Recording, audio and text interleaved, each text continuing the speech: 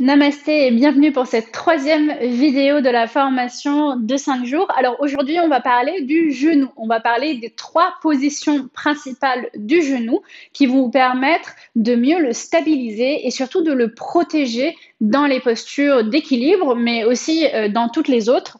Et ça va vous permettre de comprendre un petit peu où vous vous situez en termes de laxité, donc on va dire de souplesse dans l'articulation. Donc c'est pas forcément la souplesse qu'on cherche.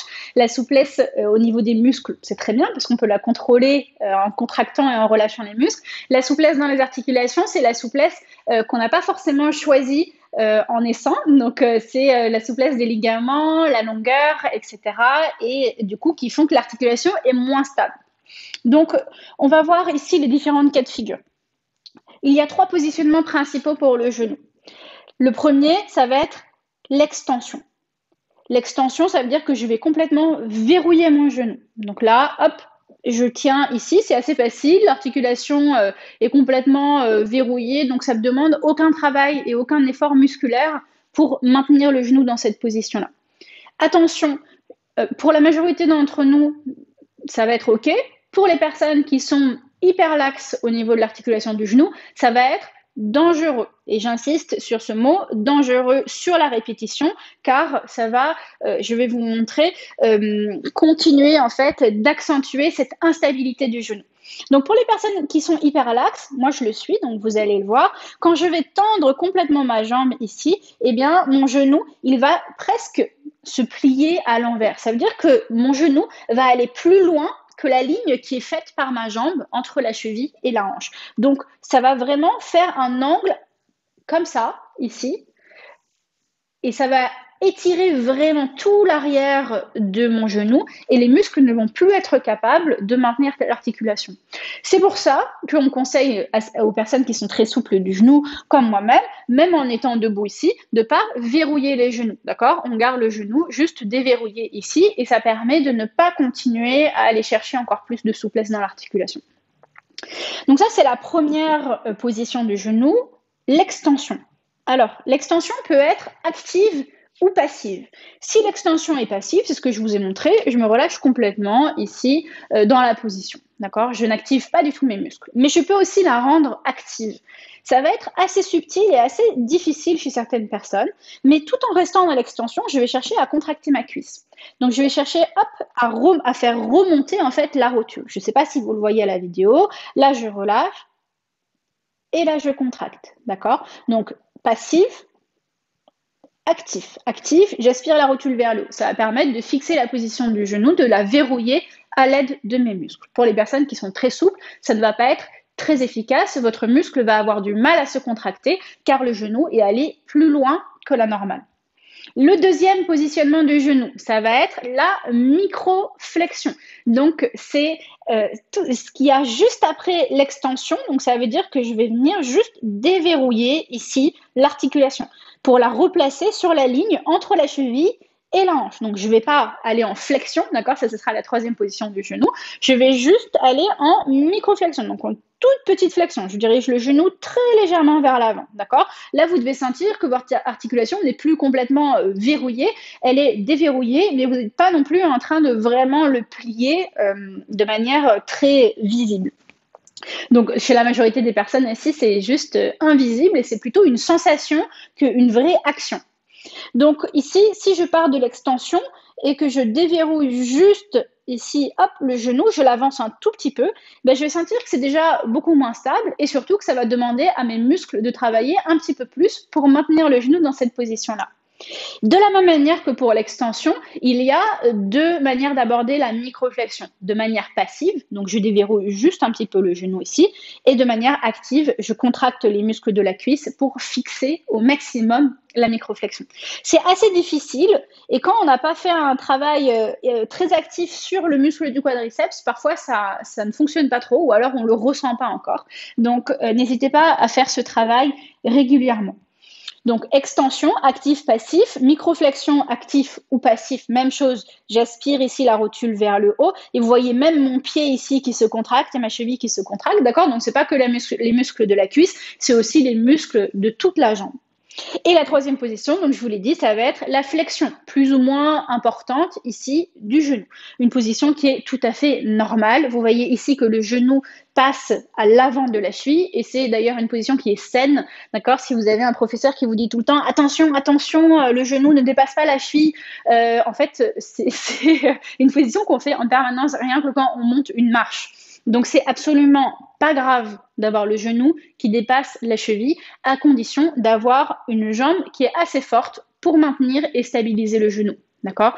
Donc attention, il n'y a pas de drapeau rouge à faire une fente haute ou un guerrier 1 comme ça. C'est tout à fait naturel, la flexion de genou, et ça ne représente aucun problème pour le corps humain. En revanche, pour les guerriers, pour les personnes qui ont encore besoin de construire de la force dans la jambe, effectivement, c'est mieux et c'est plus sécuritaire si on enseigne par exemple un groupe de yoga un petit peu hétérogène. C'est bien d'indiquer genou maximum au-dessus de la cheville. Ça va permettre à tout le monde d'être dans une position qui est stable pour leur propre genou. D'accord? Donc, on est dans la flexion. La flexion, on ne peut pas contracter les cuisses. D'accord? La flexion, c'est pas possible de contracter ici cette cuisse et de faire remonter la rotule si on garde une flexion immobile. D'accord? Donc, il ne va pas y avoir ni actif ni passif. Ici, bon, ça sera principalement actif parce que ça demande quand même aux muscles de bien travailler pour fixer le genou dans cette flexion-là. D'accord? Donc, mais vous ne pourrez pas complètement vous y relâcher.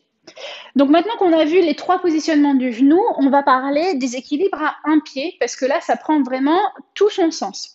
Quand on est à deux pieds encore, entre la droite et la gauche, c'est assez bien réparti. En revanche, quand on commence à faire ici, à s'installer dans un guerrier 3, vous voyez que ça ne va pas être très intéressant pour moi d'aller vraiment en hyper extension. Alors certes, la posture sera beaucoup plus stable parce que je n'aurai pas besoin de muscles pour maintenir l'articulation du genou verrouillée.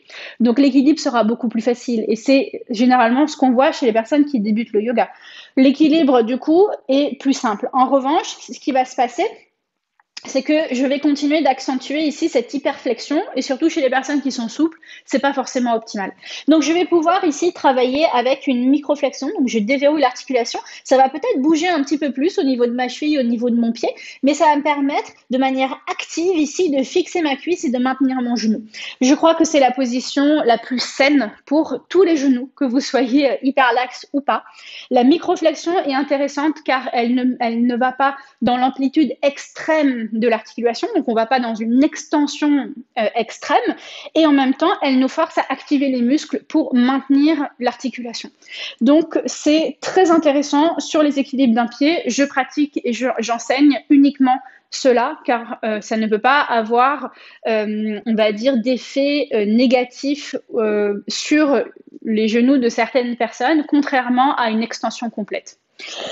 Ce qui est aussi intéressant de travailler, donc après la microflexion qu'il vaut mieux active, vous l'aurez compris, pour stabiliser avec la cuisse et la fesse aussi, on peut travailler aussi en flexion, d'accord? Il n'y a absolument aucun problème de faire un guerrier 3 ici avec le genou qui est complètement plié. L'articulation sera plus dure à maintenir, donc du coup, ça va travailler beaucoup plus au niveau de la cheville que si vous aviez une microflexion ou encore plus si vous aviez une extension avant.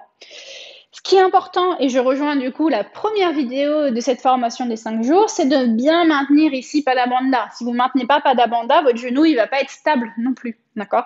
Donc c'est vraiment la fondation sur le sol. J'active Pada Bandha, je déverrouille mon genou, j'active ici, je contracte la cuisse, la fesse, pour avoir vraiment en fait cette base et ce poteau, j'ai envie de dire, solide pour pouvoir après construire une posture d'équilibre qui est stable et dans laquelle je peux trouver aussi de la longueur, de l'espace, de l'étirement. Donc voilà, vous savez tout maintenant sur les positions de genoux, sur un pied. Mais on peut aussi en parler dans les positions d'étirement, ici les flexions vers l'avant. Parce que souvent, on voit donc les personnes qui ont le genou très souple, ici, elles vont contracter, aller en extension complète, les talons vont décoller. Vous voyez, moi, mon talon décolle complètement du sol ici parce que mon genou va chercher plus loin que la ligne entre ma hanche et ma cheville. Donc, ce que je veux éviter, c'est ça, déjà, et c'est encourager, du coup, la microflexion. Et pour ça, il va falloir que je plante les talons sur le sol, d'accord? Donc, je ne vais pas forcément venir dans une flexion, je vais aller juste dans une microflexion. Et ensuite, je vais pouvoir, donc de manière active, vraiment planter mes talons sur le sol. Je maintiens la microflexion et ensuite, je vais pouvoir activer ma cuisse ici. Donc, vous voyez, je peux très bien créer de l'activité sans aller en hyper-extension. D'accord ? Il y a une différence entre contracter les cuisses ici, talons qui décollent, et contracter les cuisses, mais pousser en même temps les talons sur le tapis. Ça va être un peu plus challengeant, mais c'est ça qui va vous permettre, du coup, à terme, d'avoir une pratique qui est un peu plus, on va dire, durable et sécuritaire pour vos articulations. Une autre manière de s'assurer que vous n'allez pas en hyperextension, c'est de rouler une petite serviette ou un petit foulard et de le placer ici, sous vos genoux. D'accord ? Ça va permettre de venir caler simplement le genou et vous donner une bonne indication de la distance qu'il y a entre l'arrière de votre genou et le tapis. Donc, essayez ça. Essayez les différents positionnements de votre genou. Voyez ce qui est le plus stable pour vous. Encore une fois, moi, j'ai choisi de pratiquer et d'enseigner la microflexion active parce que voilà, je me suis renseignée et je crois que c'est ce qui apporte le plus grand bénéfice pour le corps humain. Mais peut-être que votre corps vous demandera une autre position pour le genou et c'est tout à fait OK aussi. Rappelez-vous que l'alignement n'est pas une science exacte et que chaque corps est différent et qu'il faut vraiment adapter sa pratique à son propre corps.